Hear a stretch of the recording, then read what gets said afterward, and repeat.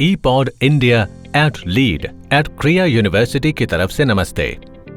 हमारे प्रशिक्षण में भाग लेने के लिए धन्यवाद। इस वीडियो में हम चर्चा करेंगे कि आप अपने पंचायत, प्रखंड और जिला में मनरेगा कार्यों और भुगतानों की प्रगति को समझने के लिए जानकारियों को देखने और डाउनलोड करने के लिए MIS का उपयोग कैसे कर सकते हैं। अपने इंटरनेट ब्राउजर पर जाएं और www.nrega.nic.in टाइप करें। MIS होम पेज पर नीचे स्क्रॉल करें और रिपोर्ट्स फॉर MIS पर क्लिक करें। गणित प्रश्न का उत्तर दर्ज करें और वेरीफाई कोड पर क्लिक करें। फाइनेंशियल ईयर या वित्तीय वर्ष की सूची से 2020-21 को चुनें और फिर स्टेट नेम या राज्य के नाम की सूची से बिहार को चुनें। MIS रिपोर्ट सेक्शन में कुल 30 खंड हैं और प्रत्येक खंड में कई रिपोर्ट हैं जो बिहार के मनरेगा कार्यों के बारे में जानकारी देते हैं। आज हम मजदूरी भुगतान संबंधित रिपोर्ट्स पर ध्यान देंगे। पहली रिपोर्ट जिसके बारे में हम बात करेंगे वो है R14.3 dashboard for delay monitoring system. Section 14 delay compensation तक पहुंचने के लिए नीचे स्क्रॉल करें। खिड़की में से तीसरा विकल्प चुनें, R14.3 dashboard for delay monitoring system. आपके सामने एक टेबल खुल जाएगा। ऊपर आप टेबल का नाम और राज्य का नाम देख पाएंगे। यहां R14.3 dashboard for delay monitoring system और बिहार दिखाई देगा। ऊपरी नीले बक्से में वो संकेतक या मापदंड है जिनकी जानकारी आप इस रिपोर्ट में देख सकते हैं। ये टेबल आपको बिहार के सभी जिलों के लिए T+2 से T+8 तक प्रत्येक कदम पर देरी के बारे में जानकारी देती है। किसी भी टेबल पर बाएं से दाएं चलते समय याद रखें, आप कॉलम बदल रहे हैं। जब आप ऊपर से नीचे की ओर चलते हैं तो आप रो बदल रहे हैं। अगर आप अपने जिला में T+6 पर देरी की संख्या के बारे में जानकारी प्राप्त करना चाहते हैं तो पहले टेबल से सही स्थान की पहचान करें। यहां पहला रो अररिया जिला के लिए जानकारी देता है। अब इस रो के दाईं ओर जाएं जब तक कि आप उस कॉलम तक ना पहुंच जाएं जो सही भुगतान कदम की जानकारी देता है। कॉलम नंबर 5 T+6 पर देरी की संख्या के बारे में जानकारी देता है। अररिया जिला में T+6 कदम पर 1740 मस्टर रोल विलंबित हैं। यदि आप नीचे तक स्क्रॉल करते हैं तो आप बिहार के लिए कुल आंकड़े देख सकते हैं। आज की दिनांक पर बिहार में T+6 कदम पर 27,218 विलंबित मस्टर रोल हैं। आप इस रिपोर्ट के निचले भाग में एक्सेल व्यू पर क्लिक करके रिपोर्ट को एक्सेल फॉर्मेट में डाउनलोड भी कर सकते हैं। किसी जिला, प्रखंड या पंचायत के लिए यह जानकारी देखने के लिए जिला के नाम पर क्लिक करें। क्लिक करते ही चुने हुए जिले की प्रखंड सूची आपके सामने आ जाएगी। उदाहरण के लिए यदि आप अररिया जिले पर क्लिक करते हैं तो आपको अररिया जिला के सभी 9 प्रखंड के लिए एक टेबल दिखाई देगी। इसी तरह यदि आप किसी प्रखंड के नाम पर क्लिक करते हैं तो आपको चुने हुए प्रखंड में सभी पंचायत के लिए एक टेबल दिखाई देगा। अपने पंचायत की विलंबित मस्टर रोल से संबंधित जानकारी देखने के लिए अपने प्रखंड के टेबल से पंचायत और भुगतान कदम से संबंधित संख्या को चुनें। यहां हम अररिया बस्ती पंचायत में T+6 कदम पर देरी की संख्या को चुनते हैं। इससे एक नया टेबल खुल जाएगा जिसमें अररिया बस्ती पंचायत में T+6 कदम पर देरी की जानकारी दिखेगी। यहां आप उन सभी मस्टर रोल की जानकारी देख सकते हैं जो विलंबित है, क्योंकि उनकी वेतन सूची अभी तक नहीं भेजी गई है। आप वर्क के नाम, work code, muster roll number के साथ साथ प्रत्येक विलंबित मस्टर रोल के खुलने और बंद होने की दिनांक भी देख सकते हैं।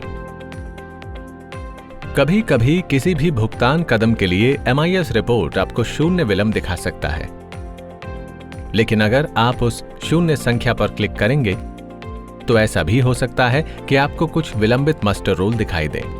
आप देख सकते हैं कि चंदादेई पंचायत में T+6 कदम पर 0 विलंबित मस्टर रोल है, लेकिन अगर आप इस 0 पर क्लिक करेंगे तो एक मस्टर रोल का टेबल खुल जाएगा जहां आप देख सकते हैं कि इस कदम पर विलंबित मस्टर रोल हैं।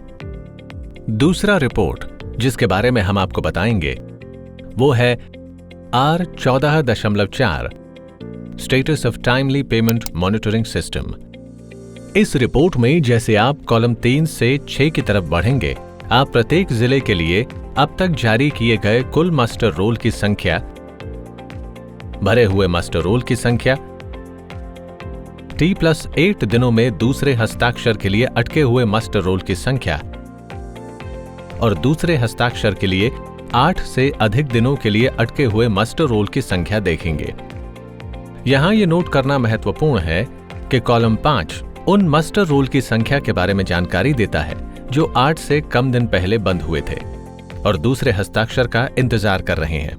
इसका मतलब है कि इन मास्टर रोल के लिए T+2 से T+8 कदम की प्रक्रिया पूरी करने की समय सीमा अभी तक पार नहीं हुई है। कॉलम 6 उन मास्टर रोल की संख्या के बारे में जानकारी देता है जो 8 या 8 से ज्यादा दिन पहले बंद हुए थे और जिन पर दूसरा हस्ताक्षर नहीं हुआ है। इसका मतलब है कि इन मास्टर रोल के लिए T+2 से T+8 कदम की प्रक्रिया पूरा करने की समय सीमा पार हो गई है और अब यह मास्टर रोल विलंबित है। कॉलम 7 आपको मास्टर रोल बंद होने के 8 दिनों के भीतर उत्पन्न किए गए FTO का प्रतिशत दिखाता है। इस कॉलम में बड़ी संख्या का होना यह बताता है कि अधिकतर बंद हुए मास्टर रोल T+2 से T+8 कदम को 8 दिनों में पूरा कर रहे हैं। कॉलम 8 आपको मास्टर रोल के बंद होने के 9 से 15 दिनों के भीतर उत्पन्न किए गए FTO का प्रतिशत दिखाता है। अगर आपको कॉलम 8 के नीचे 15% दिखाई देता है, इसका मतलब यह है कि उस जिला में यदि 100 मास्टर रोल बंद होते हैं तो उनके 100 FTO में से 15 ऐसे FTO हैं जो 8 दिन की सीमा को पार करने के बाद उत्पन्न हुए हैं, यानी ये विलंबित हैं और ये FTO मास्टर रोल बंद होने के 9 से 15 दिनों के बीच उत्पन्न हुए हैं। कॉलम 9 आपको मास्टर रोल बंद होने के 15 दिनों के बाद उत्पन्न किए गए FTO का प्रतिशत दिखाता है। इस रिपोर्ट के जरिए आप देख सकते हैं कि आपके पंचायत में कितने प्रतिशत FTO मास्टर रोल बंद होने के 8 दिनों के भीतर उत्पन्न हुए हैं। तीसरा रिपोर्ट जिसके बारे में हम बात करेंगे वो है R6.15 MNREGA daily status as per ई मास्टर इशूड। ये रिपोर्ट ग्राम पंचायतों में चल रहे कार्यों के बारे में जानकारी देती है।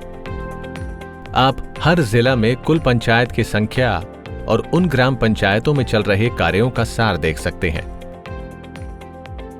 आप जारी किए गए ई मास्टर रोल की संख्या के आधार पर अपेक्षित अधिकतम श्रमिकों की संख्या को भी देख सकते हैं और साथ ही साथ चल रहे कार्यों की संख्या जिन पर मास्टर रोल जारी है, बिना UID के मजदूरों की संख्या और मास्टर रोल की संख्या देख सकते हैं।